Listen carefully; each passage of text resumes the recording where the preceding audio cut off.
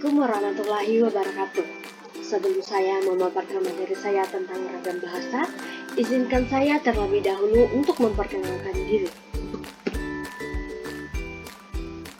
Perkenalkan, nama saya Triza Rani Tazkira dari Prodi Bimbingan dan Konseling kelas B, jurusan Psikologi Pendidikan dan Bimbingan Universitas Negeri Makassar. Nah, saya akan menjelaskan tentang apa itu ragam bahasa. Jadi, ragam bahasa adalah bahasa menurut pemakaian yang berbeda-beda, menurut topik yang dibicarakan, menurut hubungan pembicara, kawan bicara, orang yang dibicarakan, serta menurut medium pembicara. Ragam bahasa ini timbul karena latar belakang budaya, sejarah, ataupun letak geografis. Selanjutnya, ragam bahasa itu ada ragam bahasa lisan dan ada ragam bahasa tulisan. Pertama-tama, terlebih dahulu saya akan menjelaskan tentang apa itu ragam bahasa lisan. Jadi, ragam bahasa lisan adalah bahan yang dihasilkan alat ucap dengan fonem sebagai unsur dasar. Dalam ragam lisan, kita berurusan dengan tata bahasa, kosakata, dan lafaz. Ragam bahasa lisan ada ragam bahasa baku dan ragam bahasa non-baku. Saya akan memberikan contoh ragam bahasa lisan baku dulu. Contohnya, kalian pasti pernah lihat orang yang berpidato atau memberi sambutan pada saat upacara bendera. Nah, itulah yang dimaksud ragam bahasa lisan baku. Selanjutnya, ragam bahasa non-baku itu contohnya kayak apa? Contohnya, saat kita melakukan percakapan pada teman kita, misalnya kita lagi di kantin nih, terus kita bilang, kamu mau beli apa?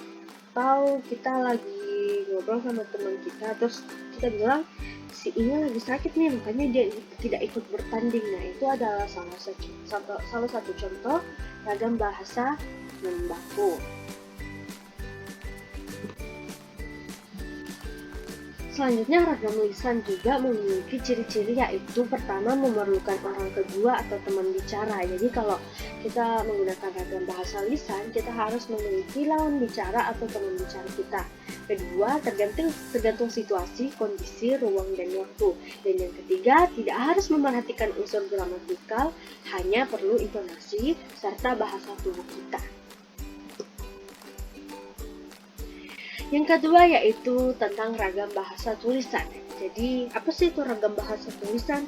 Ragam bahasa tulisan adalah ragam bahasa yang ditulis atau tercetak. Contohnya misalnya koran, majalah, karya ilmiah, dan lain sebagainya.